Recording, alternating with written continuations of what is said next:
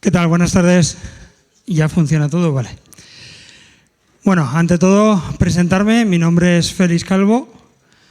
Pertenezco al Departamento de Comunicaciones de Nunsis, una empresa afincada en Valencia, con más de 10 delegaciones, más de 260 empleados. Recientemente, de hecho, esta misma semana hemos abierto la delegación de Castilla-La Mancha, que la sede de la oficina está en Albacete. Y lo primero que quería hacer es agradecer a la gente de Microtik que me permita un año más, nuevamente, repetir, en este caso, en el MUM, poder hacer una presentación sobre scripting. Presentarme, ya he dicho, certificaciones, ruteros. Al final, esto más que un trabajo es una vocación. Es al que le gusta, evidentemente tiene que ir adelante. Ruteros, ¿qué os voy a contar del sistema operativo que no conozcáis? Evidentemente podemos hacer prácticamente de todo, pero lo primero por lo que habría que empezar es ¿qué esperamos de este sistema operativo? ¿Qué es lo que le pedimos? ¿Qué es lo que queremos de él? Tenemos una herramienta diseñada, propietaria, en este caso que es Winbox, con el que podemos hacer de todo. Infinidad de ventanas. Bueno, aquí tenemos una pequeña presentación, pero no os tengo que contar nada porque realmente las explotamos prácticamente todas hasta niveles que, bueno, es un sistema hiperpersonalizable, cada uno se lo puede hacer a su manera.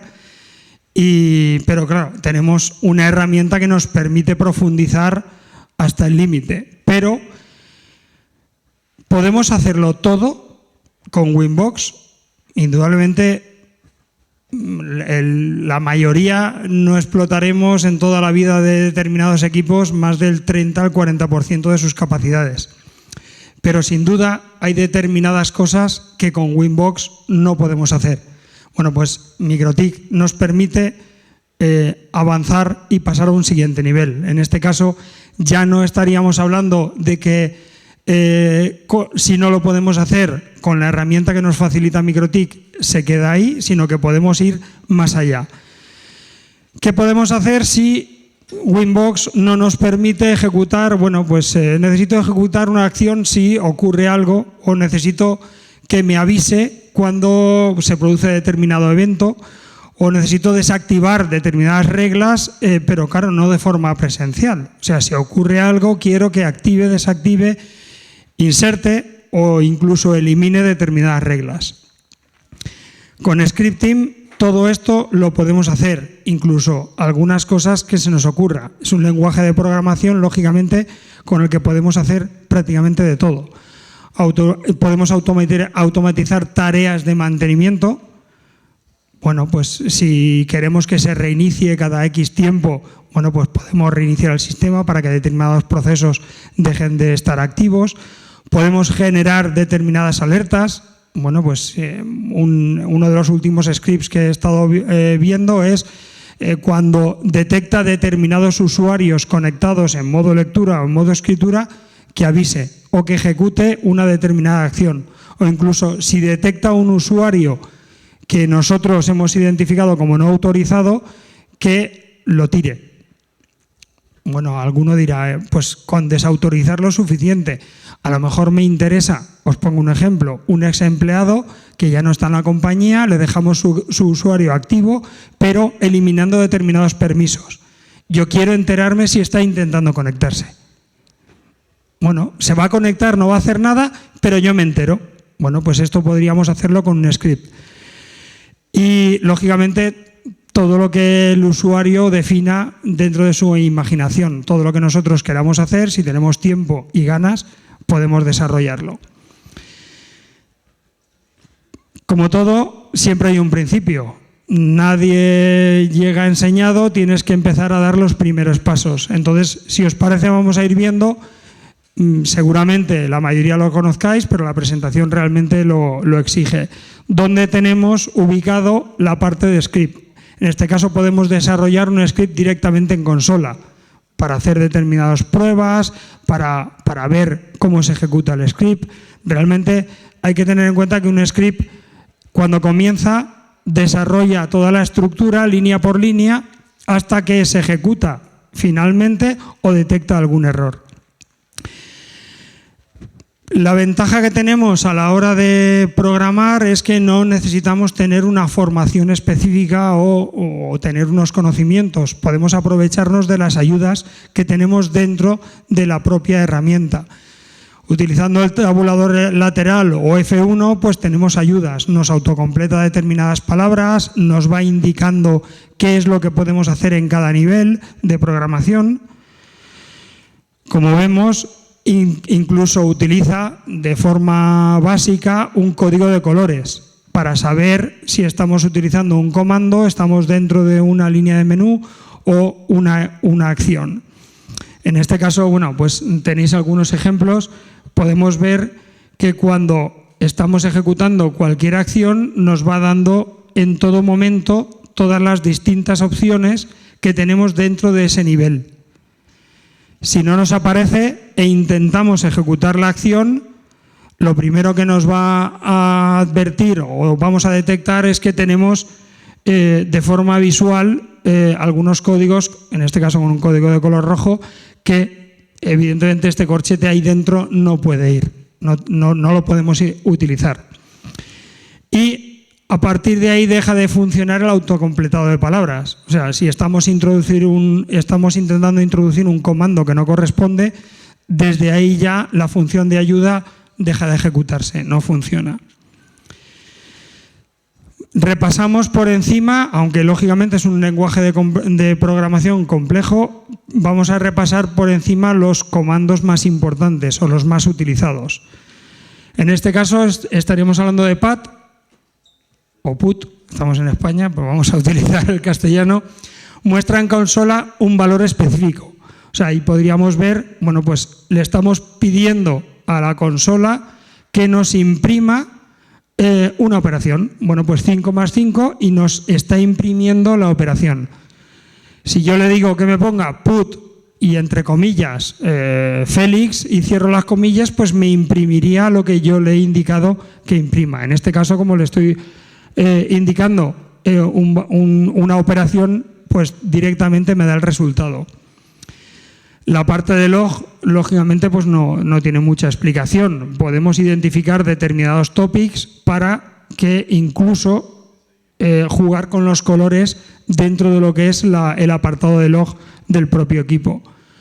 Yo muchas veces hay equipos en los cuales el log lo tiro a disco del propio equipo y puedo revisar los logs, me los paso a Excel a lo mejor de ese equipo. Lógicamente hay herramientas de monitorización, como hemos visto antes, infinitamente mejores. Pero bueno, tenemos dentro del propio equipo una serie de funcionalidades que podemos aprovechar. Bueno, pues yo jugando con los colores lo puedo identificar. Get lo que hace es que recoge un valor en concreto. Aquí lo que le estamos diciendo es que dentro del apartado IP address, bueno, lógicamente para que lo podamos visualizar le estoy diciendo que me lo imprima. Dentro del apartado IP address le estoy diciendo que me recoja el valor del número 0 en las líneas. Dentro del IP address cada interfaz viene numerado en un orden. Bueno, pues el orden es numérico y el primero sería el 0. Y le estoy diciendo que me recoja la dirección IP del IP address en el número 0. Y lo que está haciendo es imprimirme ese valor. Yo, lógicamente, una vez que he recogido ese valor, luego puedo jugar con él. Puedo asignarlo a una variable, puedo ejecutar una acción. A partir de ahí ya tenemos otro comando que sería set. Yo lo que puedo hacer con el comando set es modificar el valor especificado. Perdón. Si yo he recogido, por ejemplo, en este caso, en el ejemplo anterior, el valor de la dirección IP, que lo vemos aquí, que sería la 110.254, y le digo que me recoja ese valor y me lo modifique por uno nuevo. Cuando le pido que me lo vuelva a imprimir, vemos que ha ejecutado la acción que yo le he indicado con este comando. Es decir, he recogido la variable con get y la he modificado con otro comando. Otro comando importante que se suele utilizar mucho es el de búsqueda fin. Busca dentro de una cadena o dentro de una operación, en este caso en el ejemplo está buscando dentro de una cadena que he introducido una palabra o una posición específica. Este comando de búsqueda, si definimos lo que sería la línea o en este caso el menú en el que yo quiera, puedo buscar donde me dé la gana. O sea, realmente el comando fin hace una búsqueda dentro del vector que tú le has definido. Y aquí lo que estamos haciendo es que le estamos diciendo que busque, voy a cambiar también para los de este lado, que busque dentro de esta cadena que yo le he introducido la posición número 3. Entonces lo que está haciendo es que me está imprimiendo qué posición ocupa, qué posición ocupa el punto.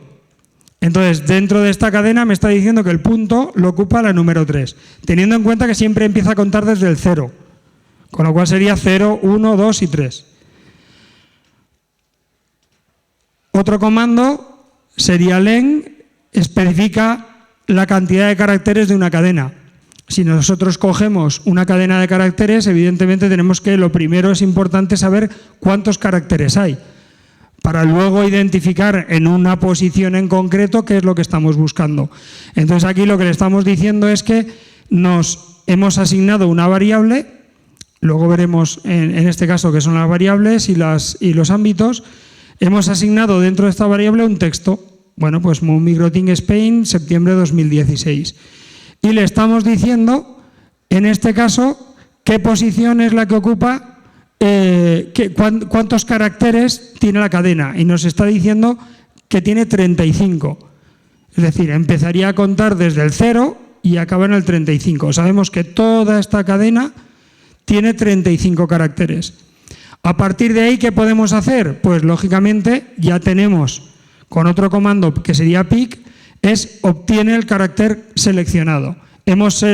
Sabemos cuántos caracteres tenemos dentro de esa oración o dentro de esa frase, y lo que hacemos es que le decimos que nos imprima, con el comando put que anteriormente hemos dicho, que nos imprima el texto que hemos recogido aquí arriba desde la posición 4 hasta la 14, con lo cual obvia directamente todas las demás posiciones y solo nos va a imprimir de la posición 4 a la 12.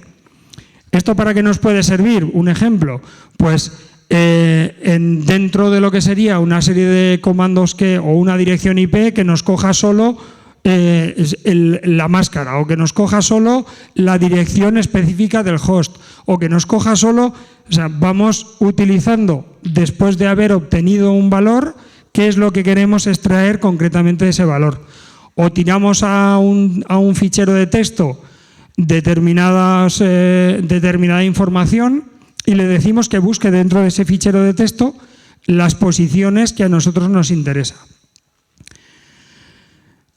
Resolve, lógicamente esto no tiene mucha explicación, es resuelve la IP de un dominio. Le estamos indicando un host en este caso, y lo que está haciendo es resolver, aquí me vais a disculpar porque en la presentación el ejemplo era resolver el dominio, pero se ha pegado la de arriba. Copy-paste.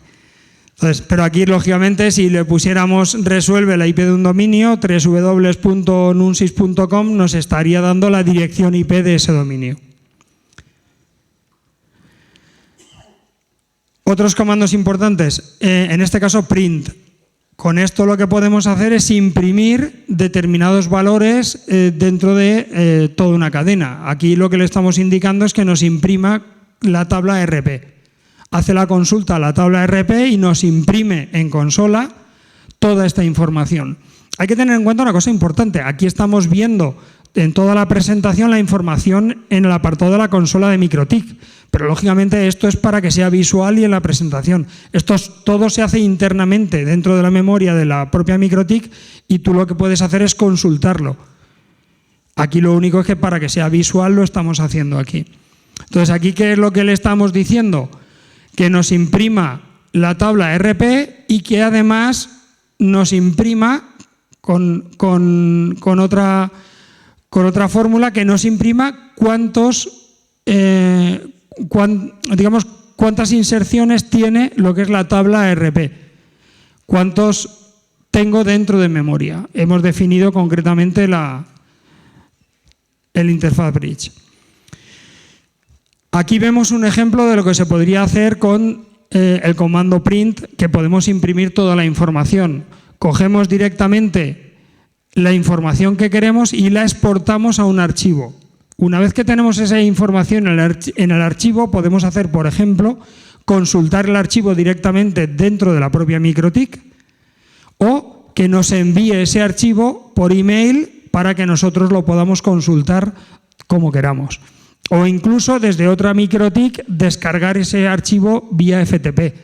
Si a mí me interesa, por ejemplo, yo puedo hacer un export de esta configuración y que ese export de configuración se lo lleve a otra MikroTik vía FTP. Ese tipo de automatizaciones las podemos hacer. Pero es importante que con el comando correspondiente, pues lógicamente podamos exportar esa información a un archivo o directamente sobre la propia memoria de MikroTik. Los datos. En este caso, ¿qué podemos hacer con los datos que extraemos? Bueno, pues podemos hacer determinadas operaciones. Podemos sacar datos de forma que tenemos datos numéricos. Bueno, pues yo le puedo pedir que me imprima un número. Puedo utilizar datos alfanuméricos. Puedo utilizar una cadena, le pido que me imprima o que me ejecute una acción directamente con caracteres alfanuméricos. Puedo utilizar operaciones lógicas, le estoy diciendo, en este caso, que me imprima si esta operación es cierta o falsa. Bueno, pues 2 más 2 son 4, con lo cual me está diciendo que es verdad. Y 2 más 2 son 5, directamente me responde que es falso. Con estas operaciones podemos realizar determinadas acciones en función del resultado. Y podemos utilizar cadenas, concretamente, concadenadas. En este caso es una secuencia, 1, 2, 3, 4, 5, 6, y vemos que lo está separando con puntos y comas. Más variables que tendríamos, bueno, pues podemos utilizar tanto IPv4 como IPv6, identificadores. O sea, al final, dentro de cada MikroTik, cada línea, cada comando tiene un identificador propio. Bueno, pues podemos exportar el identificador de un equipo vecino y utilizarlo de forma unívoca. Ese equipo, ese identificador es suyo propio. Podemos realizar determinadas tareas con fecha y hora. Aquí estamos viendo que, en este ejemplo, que con determinados comandos podemos incluso modificar la hora, como vemos en el ejemplo, que nos está extrayendo la información y tenemos la hora peninsular y la hora en Canarias.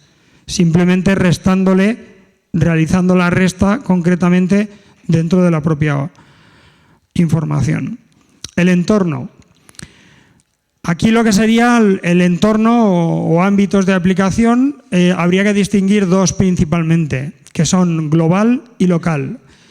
En el caso de, claro, ya podemos utilizar tanto uno como otro en función de nuestros intereses. En el caso de local, lógicamente se restringe al entorno en el que se desarrolla el propio script. No existe fuera de él.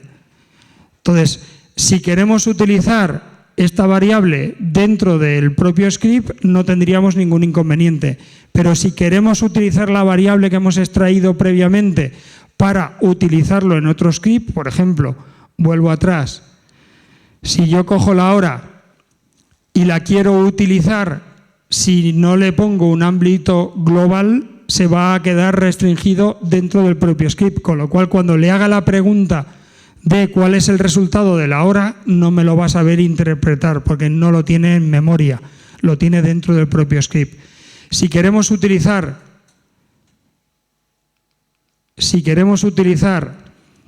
la variable de la hora, tenemos que sacarlo de local, porque como vemos en el ejemplo, cuando lo intentamos imprimir no nos aparece nada. Dentro del propio script hemos definido un ámbito en local, pero le pedimos que nos lo imprima en consola. Como está dentro del propio script, no lo utiliza.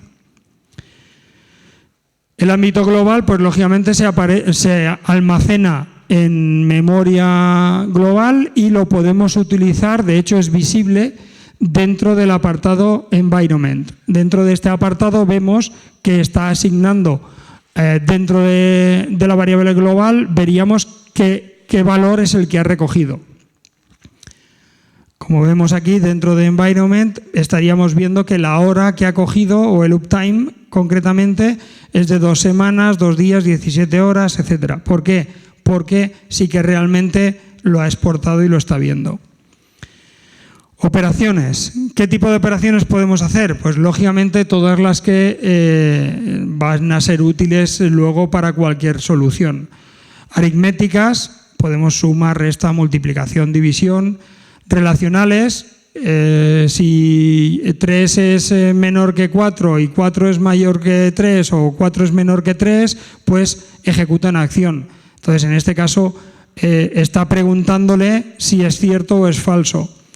Lógicas es, dime si dentro de este rango de direccionamiento está esta dirección IP. Y en este caso me dice que es cierto o en este caso me dice que es falso.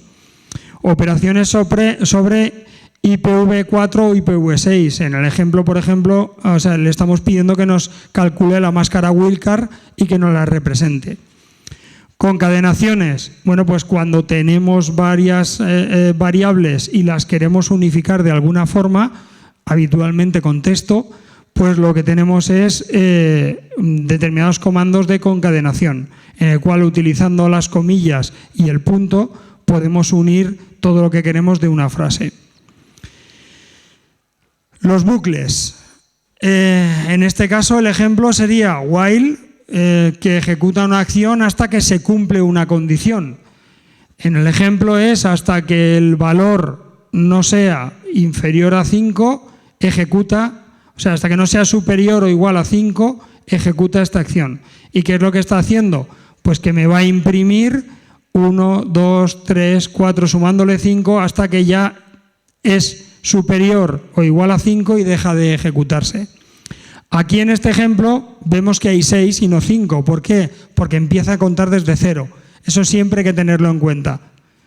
Si hubiésemos querido que se parara en 5, deberíamos de haber tenido en cuenta que él siempre va a contar desde 0, con lo cual 0 ya es un valor, 1 sería el segundo, 2 sería el tercero. O sea, evidentemente eso a la hora de ejecutar cualquier acción tenemos que tenerlo en cuenta dentro de MikroTik. For ejecuta una acción un número limitado de veces. Si nosotros queremos y sabemos que tenemos que ejecutar algo hasta un valor determinado, pues lo que le decimos es que desde hasta ejecuta esta acción. Yo aquí lo que le estoy diciendo es que empiece por el 1 y acabe en el 5. Entonces así aquí, como no ha contado él, sino que ha empezado a contar como le he indicado yo y desde donde le he dicho yo, ha parado en el momento en que esta acción se ha ejecutado. For each, ejecuta una acción en todos los elementos que encuentra en una lista. Esto es muy útil, ¿por qué? Porque al final yo quiero que busque en algo en concreto y se ciña a ese ámbito, con lo cual no consume más recursos de los estrictamente necesarios.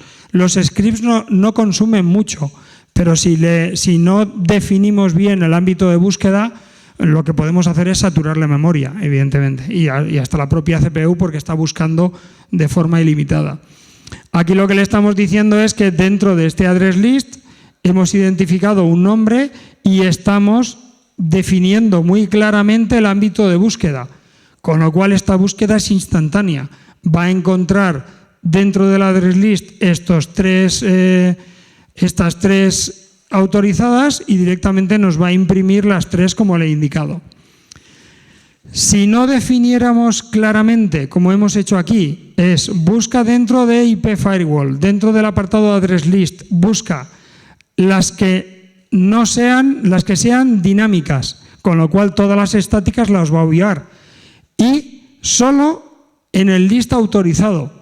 Pues lógicamente estamos restringiendo el ámbito de búsqueda y la MikroTik no va a realizar procesos de forma innecesaria. Condiciones. Una vez que hemos recogido todas las acciones, toda la información, debemos de procesar esa información y ejecutar determinadas acciones en función de nuestros intereses. Bueno, pues con if es ejecuta una acción si se cumple la condición o condiciones definidas. Hemos definido en este caso que busque dentro del address list que hemos comentado antes, que busque y que ejecute y me las imprima cuando las encuentre. Es decir, cuando encuentres una variable que cumpla con la premisa que yo le he indicado, directamente me imprimes esto en consola. En este ejemplo es imprímeme esto en consola. Aquí la acción puede ser bórrame del address list esta dirección IP o añádemela en una regla o limítale el tráfico o ejecuta una acción, la que nosotros hayamos definido. Igual que estamos indicando qué es lo que debes de hacer si cumple una condición, podemos definir lo contrario, es decir, si se cumple una condición, ejecuta esta acción. Y si no se cumple, ejecuta esta otra. O sea, podemos cambiar una cosa por la otra. Y tenemos la ventaja de que realmente no solo nos estamos restringiendo a la condición primaria, sino que también tenemos opciones de una condición secundaria. En el ejemplo que le hemos dicho, que ejecute una acción y si no se cumple, que ejecute otra. Entonces, le estoy diciendo, si detectas, imprímeme este texto, pero si no detectas nada, imprímeme este otro. Bueno, pues no detectada la IP buscada. Bueno, pues me la está imprimiendo para que yo tenga claro que no hay. ¿Dónde estarían los scripts? Bueno, pues los scripts se agrupan, lógicamente, esto ya lo conocéis la mayoría, dentro del apartado System Scripts, en el apartado correspondiente. Aquí es donde vamos a ir listando todos los scripts. En la raíz veríamos que es donde se agrupan. En el apartado Jobs veríamos cuáles son los que se están ejecutando. Esto es muy útil porque a veces un script se queda dentro de un bucle y se ejecuta 3 veces. Estaríamos viendo que ese script se está ejecutando de forma innecesaria, con lo cual lo podemos parar en todo momento. Cada ventana determinada, como veis, se identifica, la tenéis identificada aquí dentro. O sea, si tenemos 2 o 3 usuarios conectados y cada uno tiene abierta una ventana de terminal, estaríamos viendo quién tiene abierta la ventana de terminal y qué usuario concretamente es el que lo está utilizando. En el apartado de Environment es donde veríamos todas las variables global que se han recogido anteriormente. Aquí estaríamos viendo los valores que se representan. Y todas las pestañas aquí descritas, lógicamente, las tenemos dentro de la consola para distintos usos. O sea, podemos imprimir por consola qué es lo que se está haciendo dentro del apartado Environment. ¿Cómo se ejecutan? Fácil. Tendríamos que irnos al apartado scheduler para realmente desde ahí hacer la llamada al script. En este caso, en los propios scripts no solo son ejecutados desde el programador, también lo tendríamos dentro de determinados apartados de la propia MikroTik. O sea, dentro del DHCP, por ejemplo, podemos hacer que cada vez que se asigna una dirección ejecute un script en concreto. Bueno, pues eso lo podríamos hacer. Dentro de cada menú tenemos algunos apartados para poder llamar determinados scripts si se produce la acción en concreto. En el programador, lógicamente, la ventaja que tenemos es que podemos ejecutarlo cada cierto tiempo, de forma periódica. Podemos aplicar políticas, podemos identificar usuarios, o sea, ya lógicamente, o incluso cuando la propia MikroTik se reinicia, pues podemos decirle que ejecute un script. De normal, si una MikroTik se reinicia, bueno, pues por ejemplo que te envíe un correo avisándote de que se ha reiniciado. Recomendaciones y buenas prácticas. A ver, lógicamente, cada uno lo hace a su manera y, como bien he dicho, MikroTik es 1000 por 1000 personalizable. Yo, como mucho, puedo dar recomendaciones desde mi punto de vista, pero cada uno es libre de asimilarlas o no. Yo os digo lo que a mí me ha funcionado bien como recomendación. En principio, es muy importante que cuando hagamos un script que lo comentemos. Entonces, con una almohadilla es tan sencillo como introducir una almohadilla dentro de lo que es el propio script. sirve para hacer un comentario y la MikroTik no lee esa línea, o sea, directamente la obvia, pero nos sirve a nosotros para hacer un seguimiento. No introducir código fuera de un script.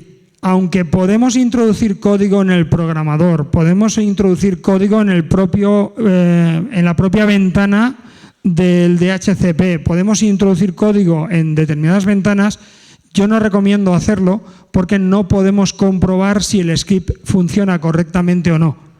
Si metemos código directamente dentro del programador, ¿qué es lo que va a hacer? Vamos a ver que el contador se mueve, que ha ejecutado la programación, pero no sabemos si el script se ha ejecutado o no. Sin embargo, si lo metemos en el apartado de scripts, nosotros desde la consola podemos llamar a un script y ver cómo se está ejecutando desde la consola. Es decir, estamos viendo que el script está realizando todas las acciones y si diera algún error nos indica el número de línea y la posición del error. En este caso, otra recomendación sería cada uno a nivel de programación utiliza el visor que quiere, pero a mí me gusta leer de arriba hacia abajo y de derecha a izquierda. Si metemos, lógicamente podemos programar de izquierda a derecha y salir de una pantalla e irnos a la otra y la MikroTik lo lee exactamente igual. Pero a la hora de interpretar luego ese script, la verdad es que es muy complicado. Entonces yo prefiero que un script ocupe 180 líneas, pero que sea legible de arriba abajo y dentro del patrón de lectura que habitualmente tenemos o utilizamos. Yo suelo utilizar a la hora de hacer el script, luego eso habitualmente se elimina, pero cuando estás desarrollando el script son puntos de control. Cuando tú ejecutas el script es interesante saber por dónde va.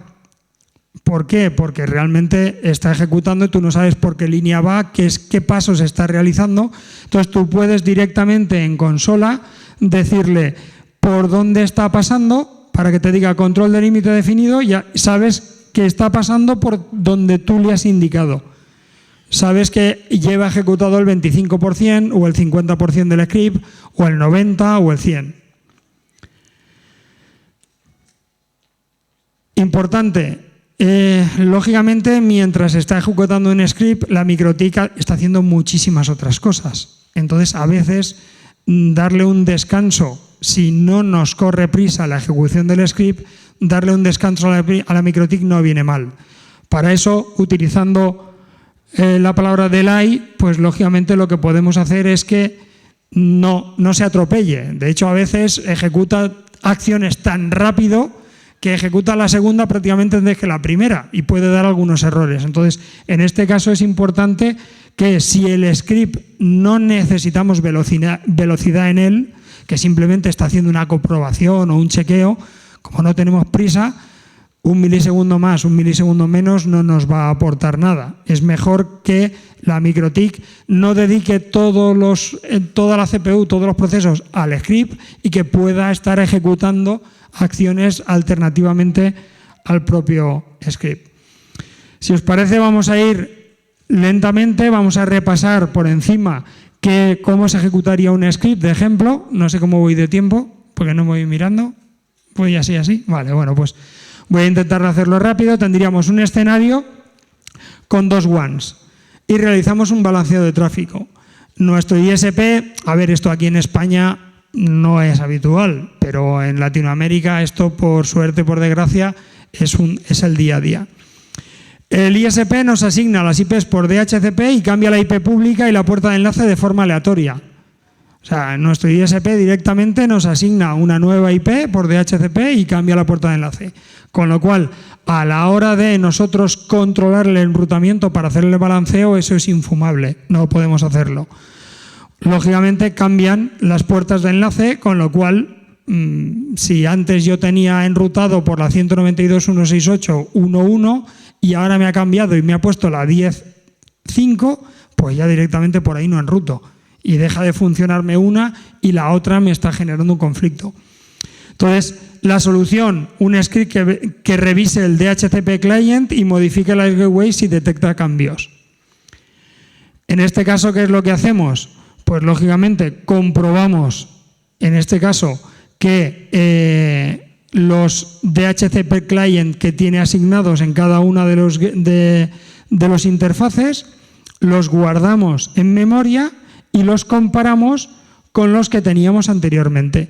Si se ha modificado, ejecuto la acción. Bueno, la acción sería sencillo. En este caso, ¿yo qué es lo que hago? Veo que en este caso definimos que hay en la tabla de enrutamiento, hemos cogido primero los valores del gateway y ahora cogemos los valores del enrutamiento. Y a partir de aquí, ¿qué es lo que hacemos? Los comparamos. Comparamos el gateway 1 actual con el que teníamos en la tabla de enrutamiento y si coinciden, no hago nada. Pero si no coinciden, empiezo a cambiar. ¿Qué es lo que hago? Bueno, pues lógicamente aquí tenemos la opción, la condición. Si el gateway actual no coincide, aquí tenemos un valor de negación, no coincide con el gateway actual, entonces ejecuta la acción. ¿Qué es lo que estamos haciendo? Pues lógicamente buscamos dentro de la tabla de enrutamiento la opción estática que teníamos definida anteriormente y la modificamos por la actual. Y metemos dentro del log la información que necesitamos indicándonos que hemos cambiado la ruta para que lo tengamos en cuenta. Esto es un ejemplo. A partir de aquí, lógicamente, este script lo podemos prolongar todo lo que queramos. Además de esa acción, ejecuta otras. Bueno, cada uno. Y si no se cumple esta acción, pues directamente imprímeme en consola que coinciden y no hago nada. ¿Vale? En este caso, gateway actual y gateway anterior coinciden, por lo que no se hace nada, en el ejemplo. ¿Aquí qué es lo que vemos? Pues lógicamente comparamos gateway 2 actual con el gateway 2 de la tabla de enrutamiento y ¿qué es lo que hace? Que sí que no coinciden, con lo cual ejecuta la acción y directamente me indica en la pantalla, bueno, en el caso del log, que ha cambiado la ruta de salida por la nueva, con lo cual de forma automática él solo ha detectado que había un cambio y que lógicamente nos estaba provocando una caída y lo ha modificado. En este ejemplo nos faltaría ver, porque lógicamente dices, bueno, ¿y cómo sabe que ha cambiado? Ahí tendríamos en el NetWatch un pin contra la puerta de enlace o contra Internet, y si perdemos Internet, entonces evidentemente es que algo ha pasado. Te vienes, buscas en el DHCP client y si ha cambiado realmente la IP que tenías antes, entonces ejecuta toda la acción. En este caso, detecta la caída en cuestión de un minuto. Cada minuto está haciendo esta comprobación. Casos prácticos de aplicación. Pues lógicamente aquí cada uno hace lo que quiere, pero en el caso que yo vengo a presentar, pues sería failover en balanceo de carga. Bueno, pues en este caso es desde el NetWatch un ping contra una dirección pública, un DNS, y si cae, comprueba que realmente hay una caída y ejecuta una acción. Cámbiame la tabla de enrutamiento o desactívame una regla y actívame otra. Definir un día del mes para ejecutar una acción. Bueno, pues hay muchos que tienen hotspot que esto lo utilizan para que el día 1 de todos los meses se reseten los contadores y ejecute determinada acción. Monitorizar una interfaz. Bueno, algo tan sencillo como meter un pin, lanzas 3.600 pins y me dices cuántos has perdido. Bueno, pues si pierdes más del 5%, envíame un correo y me avisas. Eso sería una fórmula, lógicamente decir, bueno, por ponernos un ejemplo, tenéis monitorizado el router del cliente, pero no tenéis monitorizado la parte interna de la LAN. Bueno, pues yo quiero comprobar directamente la parte interna de la LAN si tengo pérdidas en la red del cliente. Modificar colas simples, comprobar túneles VPN, reiniciar un equipo de carga por CPU. Bueno, pues en este caso podríamos estar listando infinidad. Filtros de dominios por el ESIT con actualización centralizada, ahora lo veremos. Cambio de frecuencia por bajo SNR. En este caso vamos a ver por encima muy rápido. Casos prácticos, el failover. Bueno, pues en este caso lo que hacemos es lo que he dicho, comparo contra un DNS si tengo conectividad, si cae porque he perdido un pin, entonces hago una comprobación, lanzo otros 10 o otros 15 pins. Si el porcentaje de pérdida es elevado, me desactivas una regla y me activas las otras, con lo cual tengo un failover directo. Programar una acción un día en concreto, bueno, pues como he comentado, yo quiero, el programador lo que hace cuando tú le dices que te defina un intervalo, no cuenta meses, con lo cual tú le dices que te lo haga cada 30 días y el mes de febrero lógicamente no va a funcionar. ¿Por qué? Porque tiene 28. Entonces, lo que queremos es que se ejecute la acción cada día 1 del mes, independientemente de que sea enero, febrero, tenga 30, tenga 31, tenga 28 o 29. Bueno, pues con un script esta acción la podemos realizar. Monitorizar una interfaz. Bueno, pues un ejemplo, en este caso el ejemplo es que la voz IP es muy crítica y el cliente dentro de su red tiene problemas. Bueno, pues yo puedo lanzar un ping contra su switch y que me diga si realmente está perdiendo paquetes. Yo lo dejo ahí y dentro de 2 o 3 días ya lo reviso y veo realmente cuántos ha perdido, qué es lo que ha hecho, etcétera, etcétera. Modificar colas simples. Bueno, pues a priori vamos a imaginar un escenario. Tenemos 1779 colas simples y 3 perfiles, pero queremos cambiar la velocidad de solo los que tienen 2 megas. Vamos, que tenemos 1544 colas. ¿Cómo los cambiamos de forma rápida y sencilla? Con esta sencilla línea de código. Al final lo que estoy haciendo es imprimir los que tienen 2 megas y que directamente me cambie todos los parámetros. Aquí veríamos, lo he cambiado de 2 a 9,5 y luego recojo de 9,5 y lo vuelvo a cambiar a 2. O sea, podemos ir cambiando en determinadas horas, modificar colas simples. Actúa incluso con colas dinámicas. Sabéis que las colas dinámicas las asigna directamente MikroTik y que a priori tú intentas entrar y no te las deja modificar. Pues un script sí que te las modifica. Perdón. Comprobar túneles VPN. En muchos casos el túnel VPN nos aparece el flag R de que está activo, está running, pero en determinadas ocasiones no pasa tráfico y no sabemos por qué. Y la MikroTik el túnel no te lo tiro abajo. Bueno, ¿qué hago? Pues yo puedo hacer una comprobación del túnel mediante un pin. Y si el pin en algún momento dado no me pasa o me da una pérdida determinada, yo puedo restaurar el túnel, lo tiro abajo y que me lo vuelva a crear. Bueno, evidentemente, pues con un script podría realizar esta acción. Reiniciar el equipo por sobrecarga de CPU. Bueno, ¿cuántas veces os ha ocurrido que por el motivo que sea, un ataque, cualquier cosa, pierdes acceso al equipo? No puedes entrar, no puedes entrar. Y resulta que el equipo tiene la CPU al 100% porque está sufriendo un ataque, por poner un ejemplo. Claro, si no puedes entrar, ¿qué haces? Te ves vendido. Bueno, pues metes un script de seguridad que si en determinado tiempo la MikroTik tiene a más del 97% la CPU, me reinicias el equipo. Y me envías un correo electrónico indicándome que te has reiniciado por sobrecarga de CPU. Con lo cual, en el momento detectes que ha levantado otra vez, te vuelves a conectar. Filtro de dominios L7 con actualización centralizada. Esto sería un ejemplo de, bueno, yo tengo una lista de dominios, al final utilizando OpenDNS y otras herramientas también lo podemos hacer, pero aquí, bueno, yo quiero filtrar determinados dominios y tengo un montón de equipos y no quiero estar actualizando uno por uno cada vez que yo haga una modificación. Bueno, pues me meto estos dominios dentro de lo que es el apartado L7 del protocolo dentro del firewall y le digo que busque dentro de los ficheros de texto que yo le voy incorporando. Directamente descargando por FTP, lo que hago desde los clientes, me descargo de un fichero principal y actualizo todos simplemente subiendo los archivos al maestro. Un script que hace tiempo lo pidieron, que era bastante importante y ahora ya con las mejoras que se han introducido ya no es tan importante. Y es cambiar la frecuencia si se detectan interferencias.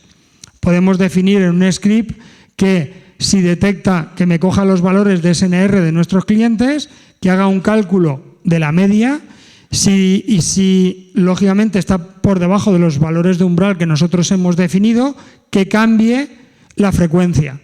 De forma aleatoria, bueno, en este caso aleatoria no, yo aquí lo definía para 1, 6 y 11. Entonces, lo que iba haciendo es ir cambiando la frecuencia, normalmente de noche, esto era muy útil de noche, va cambiando la frecuencia y pasados 5 minutos vuelve a calcular el SNR. Si la frecuencia en la que ha caído los valores son óptimos, se mantiene hasta la siguiente ejecución del script. Si no, vuelve atrás y podemos meter una herramienta de control que lo que haga es que lo vuelva a comprobar. ¿Con esto qué conseguíamos? Pues que lógicamente teníamos unos valores de más del umbral y hemos conseguido mejorar por debajo cambiando la frecuencia. En el ejemplo vemos que ha cambiado de 237 directamente a 2, al canal 1. Y con esto, yo directamente, si alguien tiene una pregunta, y si no, pues sí. Hola, gracias. No sé si te ha pasado alguna vez que el script que se ejecuta con el DHCP se ejecuta como 2 veces seguidas. Eso posiblemente es porque, aunque tú no lo veas, te han pedido 2. Ten en cuenta que no es cuando asigna la IP, es cuando consultan. Cuando hace el cliente la consulta, ejecuta el script. Con lo cual es posible que veas más de una consulta sin darte cuenta. ¿Se puede obtener un número aleatorio? ¿El qué, perdón? Un número aleatorio. Hombre, si tú quieres sacar un número aleatorio, sí. O sea, quieres un script que te haga un cálculo aleatorio. Sí, porque, por ejemplo, en ese caso lo que hacía, como se ejecutan los 2 scripts a la vez, o sea, en el mismo milisegundo, porque es cuando recibe las 2 peticiones de HCP, se me ejecutan 2 scripts a la vez. No, se te ejecutaba el mismo script 2 veces. Sí, sí. Vale, tenía 2 en ejecución, correcto. pero justo a la vez. Vale, ¿y tú qué es lo que quieres? Que solo se ejecute uno, que no ejecuten 2. Y si le ponía una comprobación para ver cuántas veces se estaba ejecutando el script, los 2 se paraban, porque se estaban ejecutando justo los 2 a la vez. No, métele un delay. Si pero tú le metes un delay al inicio del script, lo estás retrasando. Pero es el mismo delay para los 2. Bueno, pero tú Por eso quiero un número aleatorio para hacer un delay aleatorio a cada uno de los 2 scripts. Podrías meter una fórmula de cálculo que te diga, pero a ver, tú podrías meter dentro del propio script un cálculo para que él mismo se retrase a la hora de iniciar. ¿Vale? Ahí lo podrías hacer en el propio script. Eso es lo que hago, pero nunca consigo un número aleatorio, consigo el mismo número en los 2, siempre. A no ser, al final lo único que puedo hacer es hacer un ping, que cada uno haga un ping a una IP y casi siempre es distinto. Vale, pero ¿qué problema te genera que se ejecuten los 2 scripts a la vez? Pues que están haciendo 2 modificaciones y van a hacer la misma modificación 2 veces. Vale, pues entonces lo que tendrías que hacer es ya no sobre el script, sino sobre la modificación, un control sobre la modificación. Es que muy complicado, no puedo. Es que claro, todo depende de lo que quieras hacer. Un número aleatorio para ver si podía, pero claro, no consigo un número aleatorio. A ver, lo que hay que entender es una cosa, el script no es la solución a todo. Sí, sí. Hay que entender que si tenemos, es que posiblemente el problema lo tengas en el DHCP. O sea, el protocolo de DHCP tiene lo que tiene. El servidor no tiene el control, es el cliente el que pregunta. Si el cliente no pregunta, el DHCP no hace nada. Entonces, lo que tendrías que mirar, tienes soluciones para, por ejemplo, en las consultas UDP del protocolo de DHCP, cuando preguntas, puedes meter herramientas de control ahí, que no te puedan hacer más de un número limitado de consultas. Pero claro, es que todo depende del problema que te genera. Habría que ver ya no el script en sí mismo, que también, sino qué es todo lo que hay por detrás. Sí, era simplemente eso, evitar que los 2 scripts se ejecuten a la vez. Otra pregunta. Sí. ¿Tienes algún truco para hacer que los variables sean persistentes al reinicio? El delay. No, al reinicio del sistema operativo de la ruta. La variable tírala a texto. Ya, sí. Un archivo. Lo meto en un comentario y al reiniciarlo lo tiras contra un address list. Yo más de una vez una variable se la he metido en un address list. Sí. He tirado dentro del comentario una variable que quiero recuperar si se reiniciara el equipo, yo la tiro contra un address list. Entonces, en el address list, en el comentario, no, ten en cuenta que el script, el environment, está trabajando sobre la memoria volátil de la MikroTik, con lo cual, si es volátil, cuando reinicias muere. No, si es lo que hago, ¿no? Por si había algún truco, alguna otra forma de... El truco, yo que utilizo, el address list lo tengo siempre lleno de todo porque escribo sobre ella. Cada 10 minutos lo guardo y luego en Startup los leo otra vez. En este caso, mi recomendación sería, tú tienes dos opciones. Puedes tirar contra disco, puedes tirar contra un script. O sea, tú puedes escribir y el script se mantiene. Sí. Y ten en cuenta que tú puedes decirle, búscame de la posición 5 a la 17 de esta cadena de texto que te he metido. O sea, puedes ir poniendo lo que tú quieras. Siempre y cuando lo tengas controlado, con el Notepad++, sabes la línea y la posición que tienes. Puedes, si quieres guardar algo, lo puedes. O guardar en disco, con un fichero de texto. O guardar sobre un script. O tirar contra el comentario de una address list. Sí, es lo que hago, sí. Yo lo utilizo mucho. El address list tiro, le pongo el comentario que me dé la gana, luego busco ese comentario y extraigo la información. Y lo borro. O sea, eso ya depende de cómo lo quieras utilizar. Gracias.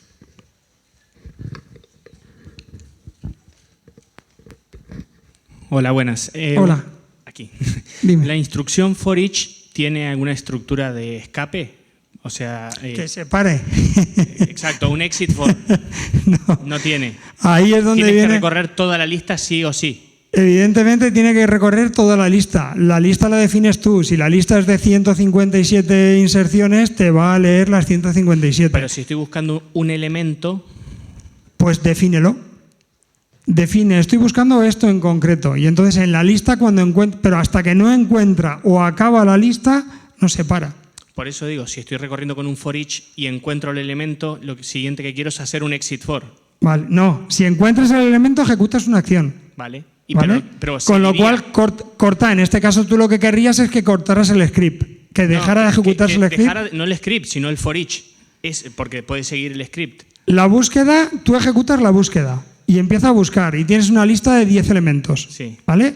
Dentro de esos 10 elementos, ¿cuántas veces voy a encontrar? Tengo el número del 1 al 10 y quiero que cuando encuentre el primer número par, deje de buscar. Vale, pues entonces, ahí es que entonces, cuando encuentre el primer, pero ¿y si es más de uno, qué? No, quiero que cuando encuentre uno, salga del for. Se pare. Bueno, pues entonces en este caso lo que podrías hacer es, tíralo, directamente cuando encuentres el primer número par.